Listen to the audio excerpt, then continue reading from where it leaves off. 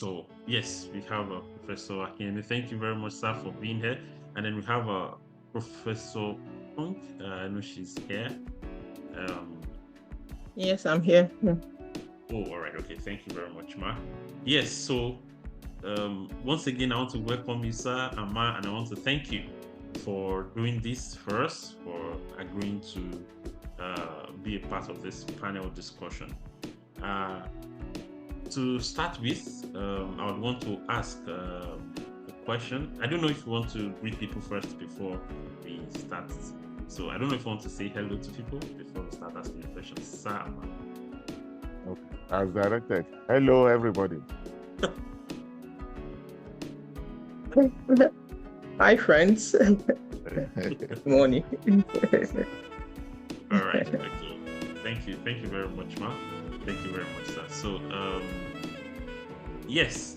So to start with, I would want to ask this very important question. So you both are very successful researchers. You have people, many of us want to be like you. I wanted to say when we grow up, but we discovered that we are already born in children. So You've grown up. We are already grown. So we hope to be like you, as time goes on. And I want to ask this very important question. How and when did you know research is what you want?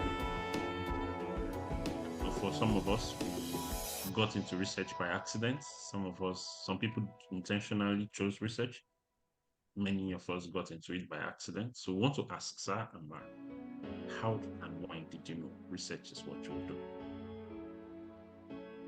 So we're going to start with Professor Ukpong first, then Professor Akinyemi. Yeah, thank you for that question. I think for me, and as I have highlighted multiple times, is that in the academia, research is primary. So I got into research because I was in the academia. However, taking up research and everything I do was informed by a policy I had that was influenced by people I've met, which is anything you do well. So I had to do research and I had to do it well. And doing it well means understanding what it is. What does it mean? What does it mean to do this kind of research? What does it mean to get quality research? At that time, there wasn't anything like Scopus or Q1 manuscript, at least in my own time. It was just about learning what it means to write well. And in doing that, I gradually found the importance. I was publishing, not that anybody said, oh, your publishing makes a difference. It was about publishing to get promotion. But I then discovered that publishing had a lot more power than getting promotion. It was about impacting lives. It was about generating evidence. And that was the path I went. And for many times in my own early career days, I actually go into spaces to say, I have evidence. It wasn't like they were inviting me. I just had evidence. I remember very well after the first national HIV conference that they went, I packaged the evidence and I went knocking at NACA's door ministry. They had it. Oh, look, this is what I saw. This is what I found in the research gap. This is something they should do. Oh, they had a technical working group meeting. Then I said, I'll come. I paid my way. They were saying, sorry. I said, no, this is evidence. And I presented. I think that was the first time they were having a researcher and academia come and show them evidence that this is the gap. See this. And it was the same thing with Society for AIDS in Africa. They had a meeting in Tunisia. I paid my way. But look, there's evidence. There's something wrong that we're not addressing. And from those 2 points, I also started to find that it mattered because research was driving evidence. And in many places, I've been into those spaces and said, look, this is what the evidence is saying. And because of that, they started putting on academia as part of policy spaces. So I don't think I came into research because it was part of my work as an academia, but I also then, because I chose to do things well, I found the impact of what I was doing and started to grow that. Thank you. Over. Thank you very much, Ma. This is interesting. But then I will ask you further questions. But first, let's listen to Professor Akinyemi. So thank you. My interest in research. Let me first say that I have 2 professors who have mentioned when I was in Patri, I was taught by a professor, and I think I've mentioned it at several people also, a professor Kalefe. So he taught us statistics, but his own approach of teaching statistics was quite different. I used statistics to explain real life situations. So he gave us an assignment which I did very well. So he singled out my work. And I remember that day he called me to say, you'll be a great researcher, etc. But I wasn't really, I don't even know what that meant. So then also my supervisor in part 4, late Dr. Raimi, when I did my dissertation, this one that we just play with, I was just interested in what I was doing. So eventually the man published the work just in his name, but he called me also and spoke to me. But again, it wasn't clear. I was just doing what I love to, whatever that interest me, I wanted to do.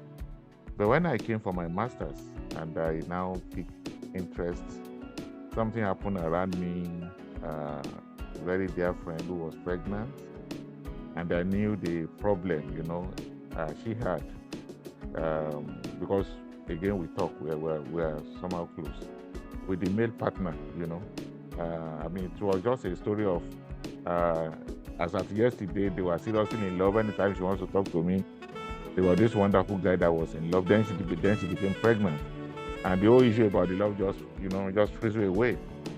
So then I was wondering, what happened? The love of yesterday. Both of you had sex. You enjoy yourself.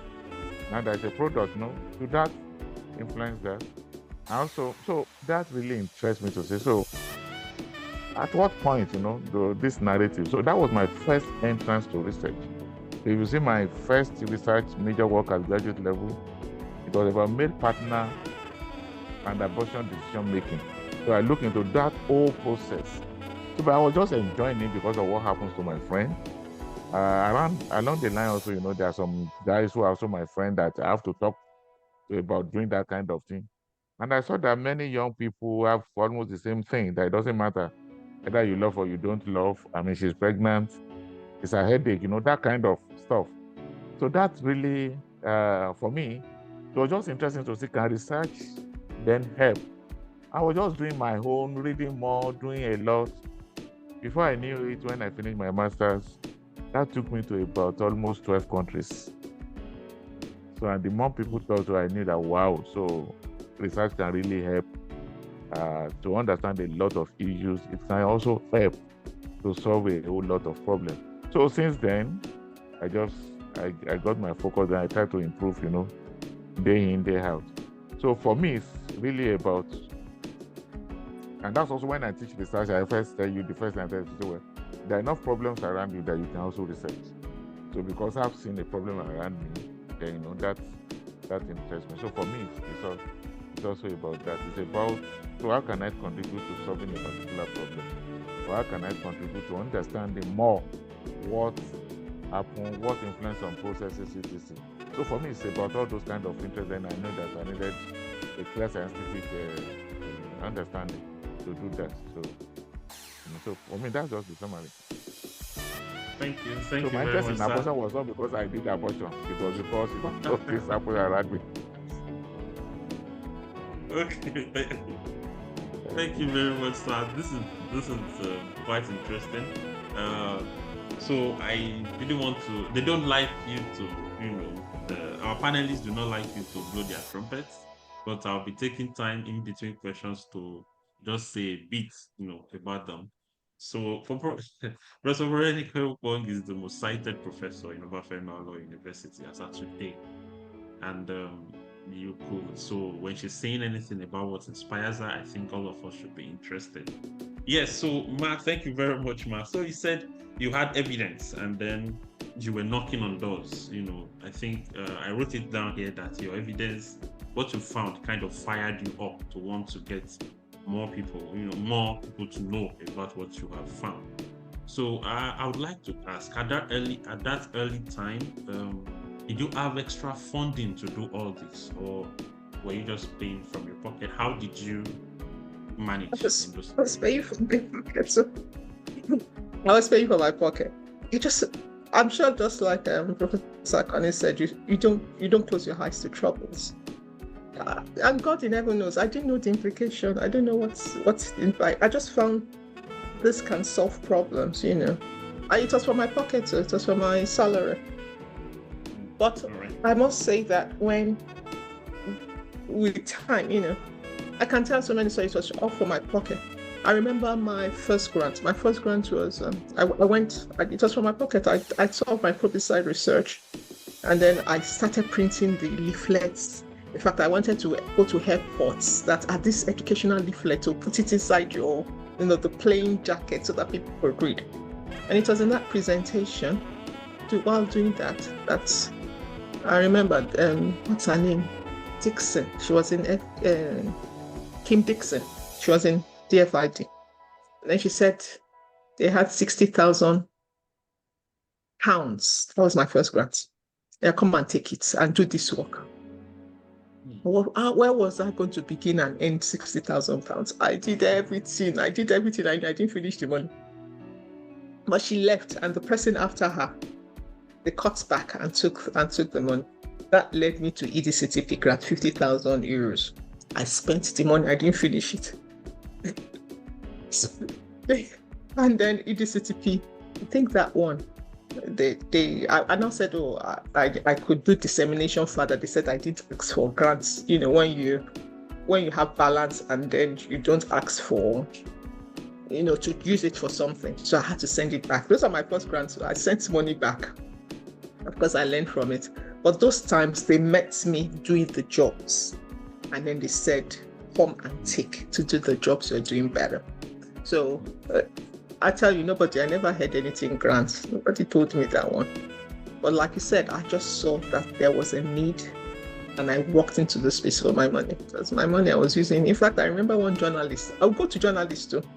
It was my very early days. I knew journalists. I would go to them because they need news. And then I'll get. I remember one journalist said I should sponsor him somewhere. Said I will sponsor him. I'll just wait for my salary to come. I will sponsor. But it was in working in the space that I started to learn. No, I didn't. Fortunately, then Professor Akanni had seniors that were in those spaces. In my own world, in dentistry, it's a lot slower. There wasn't things like grants. We didn't have that. Even till now, when you look at the medical profession, dentistry is really slower in terms of evolving into those spaces. But yes, I think if you could describe, it's a lot more about the passion around what you want to do. And then the passion is driving you to address gaps. Look, something can be done. It's about addressing gaps, So, yeah. Thank you. Over. Thank you very much, Mal. This is interesting. So, Prof, sir. Okay. So before, so Professor Akinyemi is the first Deputy Vice Chancellor, Research, Innovation, and Development, and I think he introduced me to social science research and has been mentoring me since then. Sometimes I find it difficult to just get a phrase to describe him. But then if you want to say phenomenal, if you want to say generational, then in the context of people who stand out, then you can mention him. And then if you want to know more about him, just put his name on Google, and then he has a CV online, and I promise you that CV is not half of the CV. So we have very strong people here. And so, sir, you mentioned that understanding social phenomenon, social issues, finding solutions to problems, was one of the things that led you to the point. So looking back over the years now, would you say it was the right decision, or would you prefer to have changed career, considering that involved is not that research? For instance, this is also some of those things that we discuss. I know we've discussed this privately. We've discussed it in. Yes. So for me, it's about exactly what gives you a kind of fulfillment, right? Even within the research space, it's a choice that you want to be a university-based researcher, right? You can be a researcher elsewhere where you earn more money. And so there are different types of research. I can choose to work with World Bank, etc. It's not that those opportunities were not really there. I can choose to work with international NGO and make money. It's about money, right? So, but I think for me, the beauty of being an academic and also being able to do research is that there is this feedback, and that's also what you see. People who are professors who are really active in research, they are likely to want to teach better. They're also likely to have things to offer, to other people, kind of. So for me, it's not just, I don't look at the reward in terms of just one item or two items, It's a whole kind of, in economics, we call it combinations in different scope, a kind of combination of so many things that comes with this. So for me, I'm eternally grateful. And I don't also do it to become BVC. I don't also do it to become professor.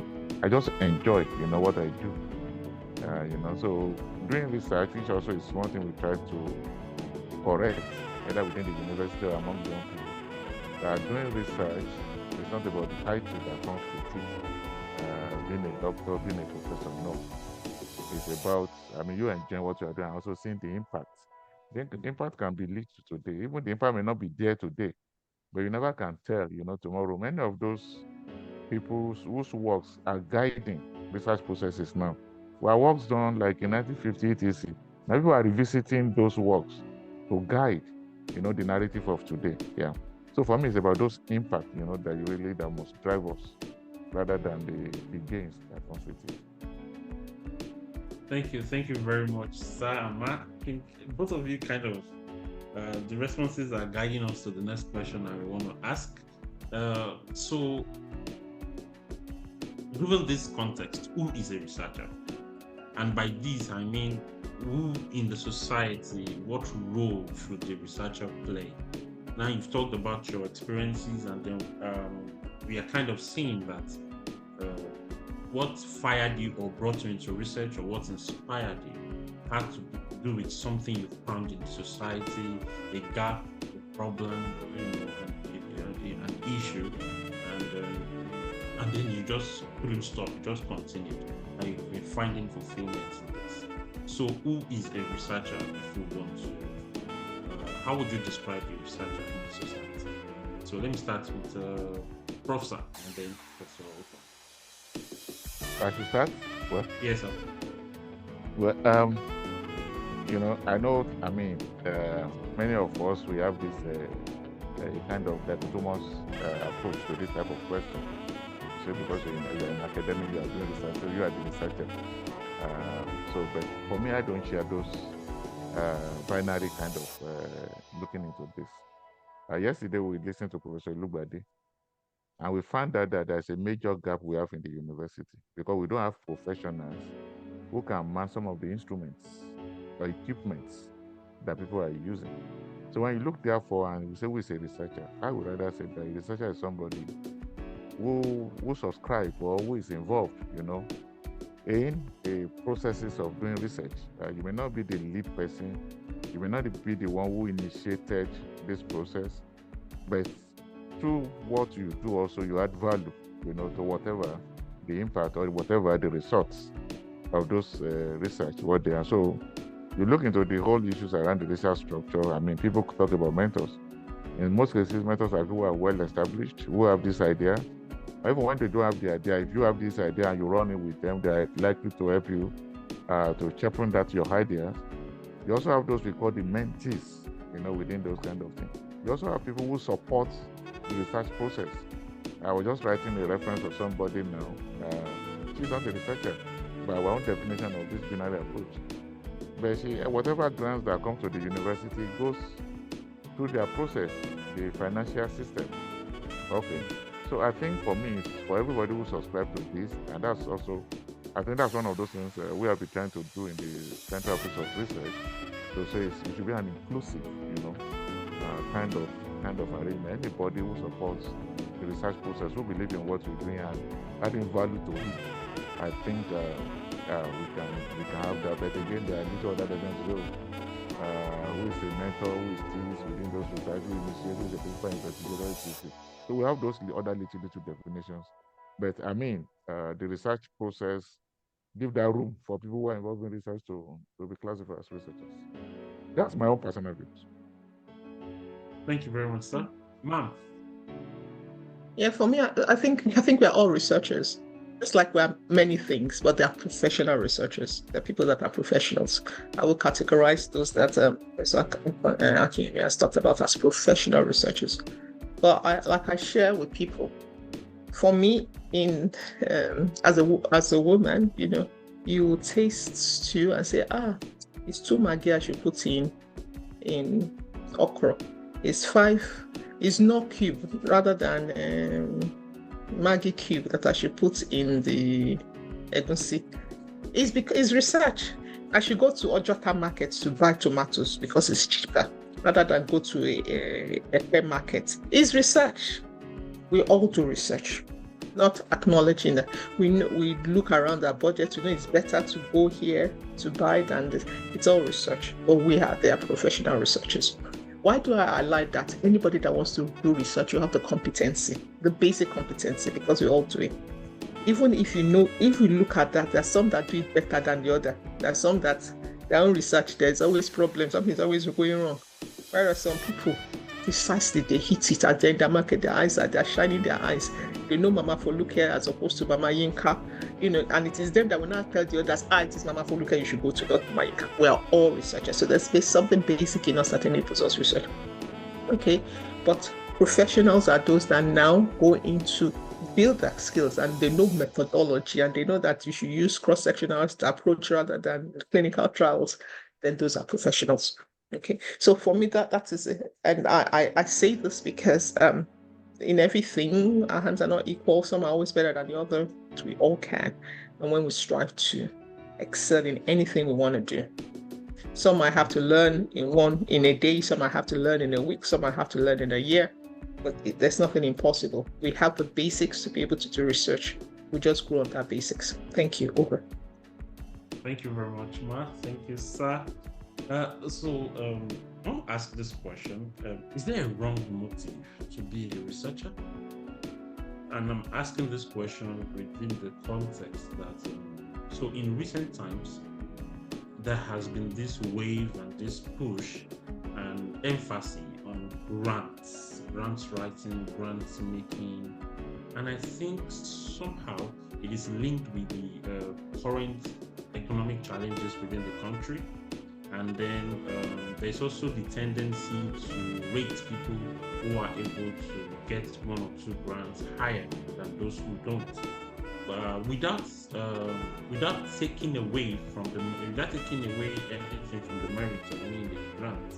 So there is now there's the question of, should I engage in this because I want to make grants? Should grants making or grants writing become a kind of a reward or a kind of a factor that determines whether I'm a success in that it is thing that I do or not? Or exactly how would we describe success as a researcher?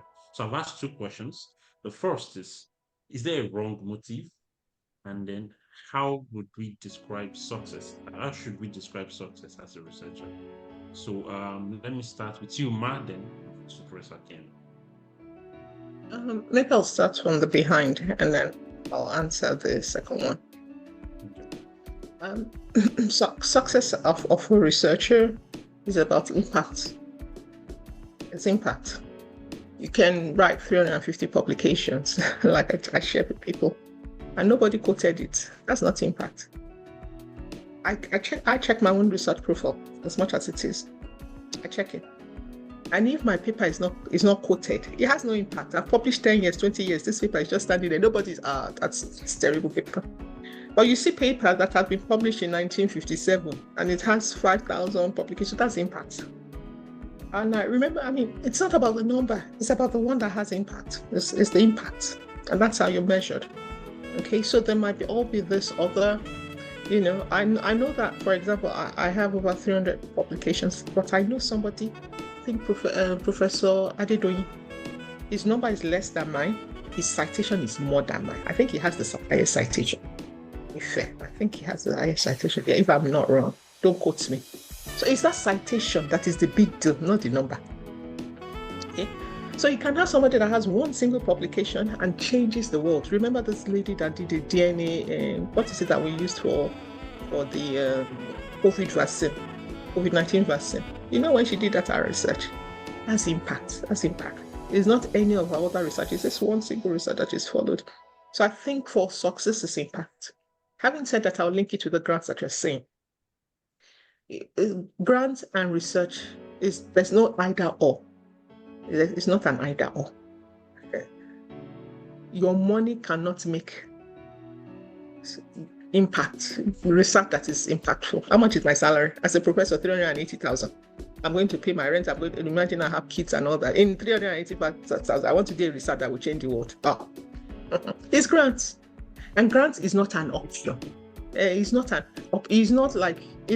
don't know. It's like saying you're a student and your book, your textbook is an option. It's not optional. It's not optional. That you are not going to buy your textbook and you're you're reading, is an aberration. So it's the same. Okay. So, but what happens is that some have more proficiency of getting more grants than others. That's all about proficiency and engagement in it and in being in that space. Why? Because if grant is public money for public good, you're supposed to be doing public good. And nobody expecting your money to do public good. So you're supposed to get grants to do work, to do public good. Okay, if you don't know before, when education was made free because of the understanding that when you get educated, it is going to be public good. That was why education was free until capitalism came in and people say, okay, even when you get it, it's you that benefits. But the concept of free education is that you get educated, your impact is for public good. And that's the same thing with grants. Of course, when you're working, you get income, but the purpose of grants is so as to enable you to do high quality research. Can somebody get into research for wrong reasons? We all get into research, into everything in our lives for whatever reason. I can't judge that because I have this foundation. I'm a Christian, and there's something in the scripture say, if you like, preach the gospel out of goodwill. If you like, preach the gospel out of bad will. The headache is that you preach the gospel. So maybe get into research for good, just do good research, whatever but I'm not sure what it is that is wrong purpose. If it's about making money, of course you can make money in other ways. Research is not the cheapest way to make money. It is definitely not. But if you get grants to make money, yes, it's the number of grants. You become richer, more empowered economically, because you won't spend your money to travel, you won't, or you can't be dubious on grants. It's a small world. You can do it 1 or 2 times. They will know you. It's a small world. And having said that, I just link it. The research world is a small world. We are all enclaves it everywhere. And as I just say, if you don't recognize it, if you're in the research world, you're an elite. And you must use your elitism positively. Whether you're humble or not, it's an elite society. The sadness is we don't understand the power of our elitism and how to use that elitism to influence social changes positively. I'll keep quiet there. Thank you. Over. Thank you very much, Ma. We have some questions in the chat, but then before we do that, let's get Professor Akinyemi's feel on that question. I agree with all Professor Ukpong said. I agree completely. But just to hard to say that, yes, it's not just in research that people come for wrong motives or wrong reasons. Anything that has benefits, people join. People wants to be imam or pastor for wrong reasons. People wants to be husband, wives for wrong reasons. I mean, whatever. People have reasons why they want to be that kind of thing. But research is a bit different because there are quality assurance processes, that you also see within those things. So, yes, some people just want to be there just to say, oh, somebody has also cited me. So people can do all kind of unethical practices, within that kind of thing, If you're an academic who wants to become doctor, professor, I mean, all kind of reasons, just those titles. But you see that there's a process also that we check them. Okay. And also within the research world, the process also can also classify you. I mean, we talk about predatory journals now, right? And you're a professor, people put your name, you have 30 articles, 20 of those appear. People may not talk, but you already have a name, attached to who you are. You quoted somebody without referencing such person. Yes, people may not talk, okay? But when things will happen and they will flag that, I mean, you can imagine the old president of Harvard now saying that many of his speeches were not original. That is heavy, kind of. So if there are wrong reasons, we should be careful, because academics serve as a way, of quality assurance somehow. So success, again, I agree. But beyond that also, is that once you're a researcher, you just see that there are things that comes to play. Okay, you will also be defined by your network. You can't be a good researcher, for instance, now you don't have a kind of network. There will be people that you meet in conferences, there will be people reading your work, there will be people you are reading their work, kind of stuff. So you look at all of those as part of this whole system. You cannot divorce it from it also. You're also likely to have a voice. When things happen, you try to say, oh, I've read this here. And one thing that I don't know for others, but for me, I just enjoy when you get to someone who say, oh, you are the, oh, this is the Dimeji, oh, you are the person. I say, oh, have we mentioned? No, I read your work, or I listened to you when you gave this. So for me, it's, it gives you that joy to say, oh, so the efforts you have put in place have made that at least somebody listening to it, etc. Or somebody trying to say, oh, I cited your work, that kind of thing. It just makes you happy. It makes you feel like, oh, wow, so all these sleepless nights, there's a reward for it. So the reward for research, it would be wrong to narrow it down to finance. Even many researchers may not even be rich. They have access to the money, because they also spend like every other person, kind of stuff. Their priorities also may be different here. So when you see somebody again who is into that for different reasons, because you cannot sustain all. A researcher is not somebody who is frivolous, and also the priority. A researcher by his priority. He wants to get things to make the research work. He wants to get computer, get photocopier. You understand? But if you are there for wrong reasons and you just have 1 million naira, the priority will not be about things to enhance your research, right?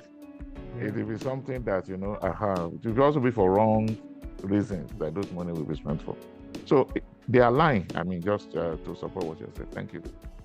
All right, thank you very much, sir. Amma, we've been taking notes. We'll be putting some of the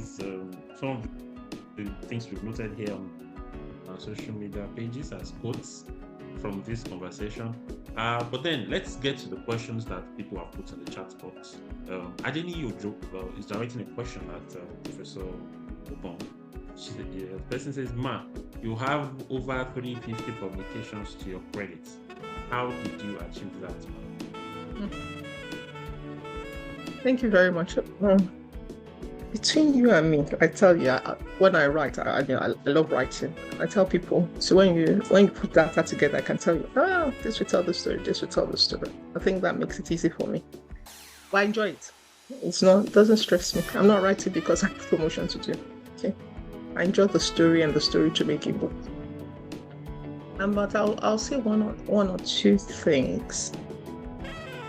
You can't get fouled in writing without teamwork.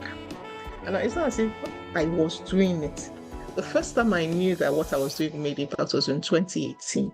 Somebody just sent people from Lagos, Professor Jeboda, another friend, Professor Uti. Oh, congratulations, you are rated high on ADEX. And I was looking, what does that mean? What's the meaning of that? And I wrote back to them, what's the meaning? What does it mean? I didn't know. It was in 2018 that I knew that, that I had a number of publications that mattered. I didn't know. I didn't know what number was. I wasn't accumulating number. It made no sense to me. Then 2019, 2020. So but if there's anything I did and I can go back now because I didn't do anything consciously in terms of accumulating number, I would say it's teamwork. Team brings the best. Every little person on my team now, everywhere I'm going, whatever is COVID or HIV or SRH, I'll carry Jolusha. Jolusha is the woman face to everything. When you put the numbers together, when she now changes it, you'll be reading like this. You'll be reading yourself. I'll take Maha, whether I'm going to I can't go and Kovac in Ethiopia. Once I have because the same thing, if Maha tells you to do statistics this way, the next one, the same thing when she does her statistics this way. So I go with team and make an impact. And because the teams make impact, another person I go with is Nadia. Nadia, when she rewrites for you, you'll be looking at yourself. I didn't write this paper, it's not me. So I go with teams. And I think because of that team, we keep seeing things. For example, I might see one, Maha will see one, Joe will see one, and the same issue. And so rather than me publishing one, we're publishing 4. I think that matters. But I will tell you one of the things I did very early in my career. Well, not very early, but sometime. The first time we did population level data collection, it was very clear to me we're always doing clinical work. Clinical work is not prevalence, doesn't tell you epidemiological profile. So we brought 8 of us together, myself, my friends, 8 of us, and we defined 8 objectives. 8 objectives for a research on Kiri. So look, all of you would have spent 200 or 1,000 naira doing so let's pull this money together. So we pulled the money together.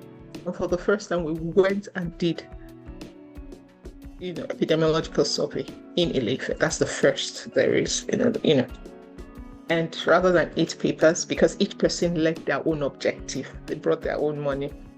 It was a lot of expense. I think even as at that time, we probably spent about 4 million or something, but we pulled our money together and we got a statistician. We did work properly. And so we went and I think we published 11 papers together on that. What am I saying? For many, that was the first time they were getting in the +1, LRF. We went into Peru 2000. I mean, those are high-level journals because we did high-level things by pulling our money together rather than one person doing something. And that was the breaker for me. When I saw that, I started. I pulled groups together. I pulled the PDWG together. I pulled the early childhood caries group together. I pull. And I pull, I'm just saying that why I'm saying is that you can lead research teams. You don't have to wait. And then I pulled the COVID team together. That was my last team. And, my first team was Nigeria. And then the early childhood caries team was 48 countries around the world. And then the COVID team was 52 countries around the world. And that was my last at COVID. Because even in pooling, you find out, you are the lead in UK. I remember the UK guy wanted to get a grant to run his own piece to generate his data. But between all of us, we generated 34 datas. And I don't have to lead. So somebody in Ghana leads their own. So recently, even right now, there are 2 papers from Iran because the Iran team ran their own. So I think that's how, believe me, I don't have a profile. I don't have a plan out the 350. But I think the strength comes in that you pull together the brilliance of minds that can generate for you what you could never have done. I got into ecological studies because Maha saw potential of ecological studies from the data we pulled together. So that if rather than this data generating one, or most recently, I think the paper that we just published this morning, I saw, it was my colleagues in Brazil that saw the brilliance of doing that, and they made it happen. So I think that's how I can explain it. I don't have a profile, but if I'm being forced to explain what happened, that's how I would otherwise explain it. Thank you very much, Over. Thank you very much, Ma. Thank you. This is interesting. I'm going to make a comment about that later, but let's get to the next question because we are already winding down the clock. So, Professor Akinyemi, sir, Matthew Agba is asking, how can I make my research publication more cited in any research platform? Well, I think for me, if your research is really filling a major gap, if your research is filling a major gap, there's a tendency that it will attract people, at least people who want to read it. Okay. Then if you have used the right methodology also, people will, they are likely to pay more attention. Then if your article comes in a very good outlet, not in a predatory journal, then the tendency is to say that then those three elements are there. You are filling a major gap, your methodology is very sound, and your writing style, and also that where it appears is where people want to associate with it. So I think for me, those three things work together. But again, let me say this, that as Professor Funrali said, you can do the best of your paper, that you think, wow, by the time this paper comes out, almost everybody wants to read it. Yes, the traction may not be there initially, but you'll be surprised that something happened, and now everybody wants to read the paper that you wrote like 10 years ago, and now they want to keep writing, let's take, for instance, some basic health issues. Before Ebola or COVID, people may not be interested in that kind of, we develop a model to look into clustering of diseases, etc. They may see it and say, oh, well, it's a lot of effort, good. But with that incident, then we'll be looking for, okay, what type of methodology, or what type of things do they need to learn, etc. So the paper that you wrote some 10 years ago talking about the clustering of diseases, etc., you just see that maybe for the past 10 years, it's been started only 10 times. Within 1 year, you may get more than 2,000, 3,000 stuff here. So what you can do as a researcher, make sure there's a gap, If what you are doing had no value, I have a friend who is always sending to me, see, another publication from West Africa. And they will say, okay, when they put it, then they give you like almost 20 references of people that were published, within the last 5 years on the same topic. And they say, you are not using a new methodology to address it here. Then maybe they've even published it in a higher impact journal. You are publishing your own in a local journal. It won't really add up, about that citation.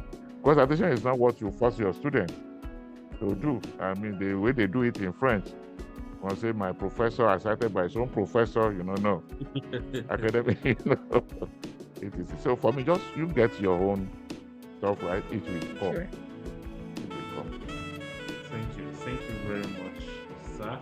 So there is a question to both of you, and it's, how do one maintain passion for research in an environment where most colleagues are not involved in core research? So this is a question. I think for me, yeah. Okay, ma'am. I'll query that. Can you kill your passion? Can others kill your passion? I think that's my query. When I think about, can anybody kill your passion? If you're working with colleagues who don't have core research orientation, and an example that comes into my head is that you're an NGO sector. You want to do research. You see their data. NGO sector is one sector that generates data. Geez. In fact, I remember for many years, and maybe I should continue, is to drive that public health. I think Professor Fatus started that drive in health sciences, where you went to NGOs and said, let's postmaster students to use your data to generate evidence so that it's out in public spaces rather than under your table. So that's a place where I think it's feasible that you can be a researcher, and others are not core researchers. But there's no way they won't find out that you have value.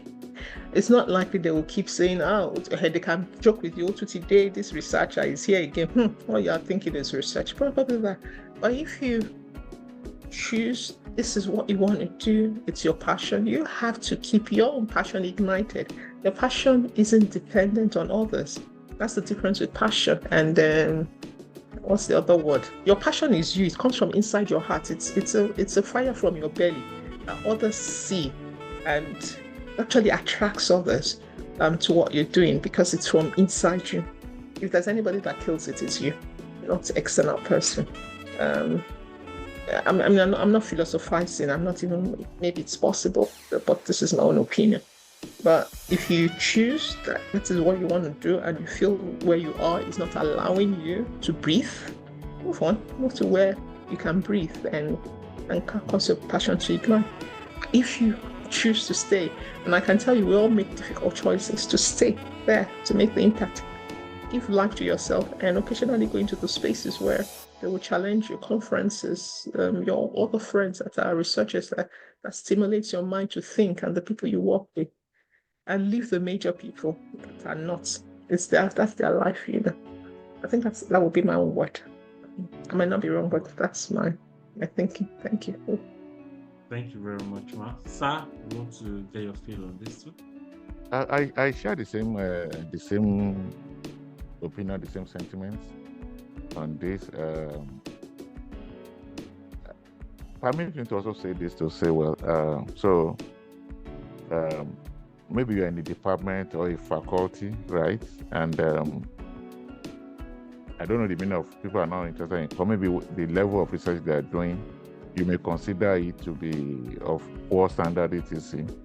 But I think that's a major thing, that a major challenge we have, particularly within our context. So as researchers, if you know the right thing, you should find a way, to cascade skills. You should find a way to let people also know that there are opportunities, because if you have opportunity and use that to judge other people who don't know their kind of opportunities, I don't think for me that is a fair assessment. So your passion is not just about you for you, particularly in this part of the world. So if you have little skills, please try and share it, rather than you saying, well, I'm the only one, it doesn't add anything to anybody. Rather, you are the only one that first learned this, but I've shared this with 10 people. I was the only one that first went to the first conference, but the second conference, we were 5. That should be the narrative, Things have changed, that I'm the only one, and so what? We just listened to Professor Ukpong, So when we share things, it's better, you create a better system. You also create a better environment for you yourself to work. So for me, that's the way I think about this. Thank you very much, Sir Omar. This has been quite exciting. I think we still have room for one more question. So I'll ask this question from, I think Professor Ukpong has answered most of it, but then I'll point it in a different way from Immaculata Echo. And the question is about the challenges you have faced over time and how you weathered the storm, basically. So I'll start with Professor Ukpong, then end with Professor Akinyemi. Well, I see we have 6 minutes. I think we have 6 minutes, and it's very short. Yeah. That one is I invite you ahead for my valedictory lecture. It's a whole lecture. But just to say, I think it's about perspective. I think it's about perspectives to what challenges are. When you see challenges or failures as stepping stones, okay, I've done this, it's not failed, it's not succeeded. You just move to the next. And when I look back, I think that was what, for most of the things for me, they were. It's just, I failed doing this because I didn't use the right approach. So what's the next approach? And then I move on. I tell people that many times I've looked back, and I think still now I look back, that was a problem. And it was okay. Look, this is my goal. I want to buy plantain bolly. I went this route. It didn't happen. My focus is on my goal. I'm not seeing challenges as, it doesn't turn me back. This road does not get me to my body point. Okay, they said I can pass Yaba. It looks longer, but this shorter one got me into a ditch. When I look back, I think that has been my route. So when I get to the bolly point and I finish hitting the bolly, when I'm sitting down and relaxed, I just, So it was Taiwo that made me fall into that ditch. Imagine. See it at that time. I truly did notice that time. Or maybe Taiwo now comes and says, I was the one that sent the traffic. Yeah, Taiwo noticed. Taiwo. Okay, next time let us go and buy this or that one together. Believe me, I'm not joking, I'm not exaggerating. I think that has helped. And so it's about where I'm going. It's not about, I don't see this distraction. Let me get to where I'm going. So, and I still say the same thing. I say it with my own kids. I say it with the few I have. Focus. Focus. I remember my darling daughter, a student of mine, that went on an house job. And then she shared with me, the DSA is the one doing the money of the place. Like, what did you go and do there? You went to learn skill. Focus. What is your own business about who is managing money? And they are controlling me. You went to go skill. Can you get skill in that place? What is your own? That's what you want to go and leave. What is your own about what they are doing in that building? Focus. I think if you focus, challenges are not, they're just stepping stones. They just teach you. This is not the way. This is wrong. And you know what? You can write a paper on what is wrong. Yeah, that's all. Thank you. Over. And thanks for having me. Thank you, Ma. Thank you so much, Ma. This is interesting. Sir, we want to get your feel on this, sir. Yeah, so our Vice Chancellor, Professor Adebayo Bamere, he used to put this in a very comical way. It sounds so funny, but you see, I've tried to think about that his concept over and over again. And this is the way he puts it right. He said the people who label Ibadan, he said they know that in life there will be challenges. He said because of that, on that same route, they put ring roads. So when you get to challenge in Ibadan, you see a lot of ring roads. That's what Professor Gali said. There's always a ring road. So for me, challenges, one that I remember very clearly that I also want to use to encourage people, because I think many of our audience are from this part of the world. If you are not in Ife, you are from only very few people from abroad, is to allow the local culture to influence you. You see me growing up within the system, doing masters within the system. When you want to present seminar, I thought that you are critical when you tear people apart. You use terrible language, kind of stuff.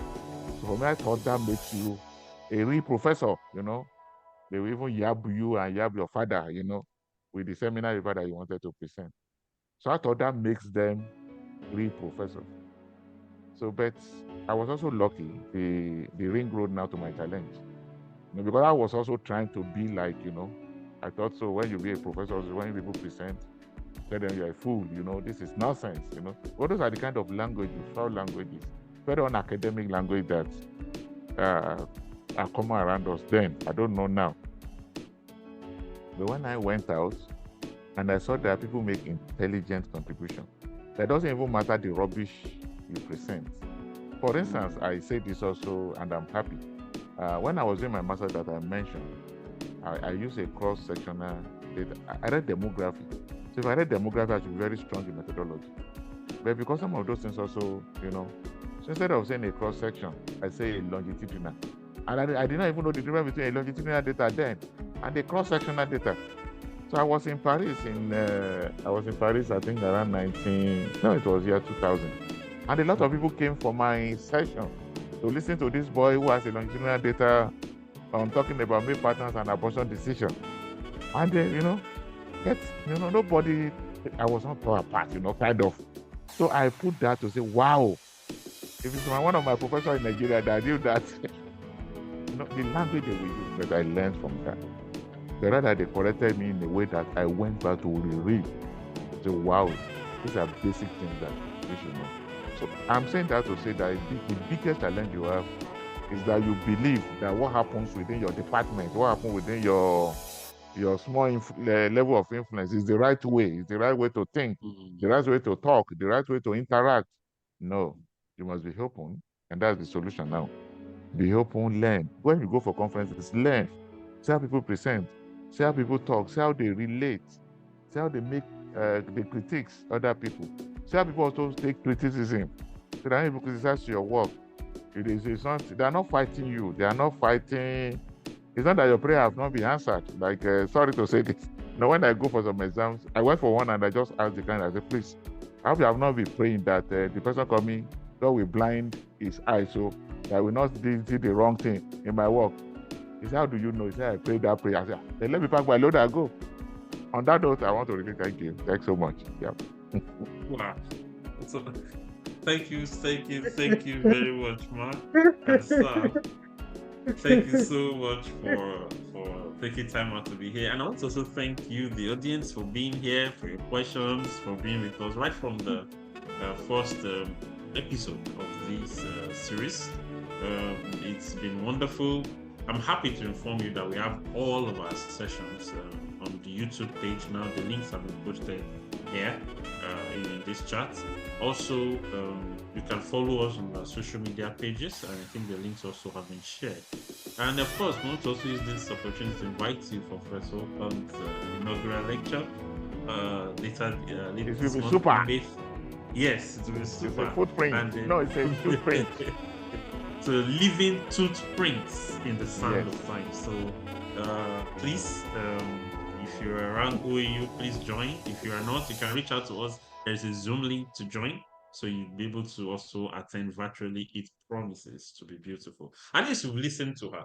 One of the things about these people is that the people they have produced have been excellent, and you can't be poor and produce excellent results or excellent products. So this is one of the reasons why we should attend that session. We should attend and then go back over some of our recordings, some of our videos, and then interact with us. I want to say thank you to everyone for coming. I want to say thank you, Ma. I want to say thank you, Sir. But then before we go, I want to hand over to Professor Ukpong and then Professor Akinyemi to close the. No, Professor Ukpong should just close so that from here we go straight to the inaugural. Okay, but I think hello, Ma, are you here? I think internet is frozen. So. Okay. Okay. So on behalf of the Center Office of Research, all the directors there, and also the executive director, Professor Ukpong, we want to really appreciate every one of us because attendance also means support. Particularly also the interns.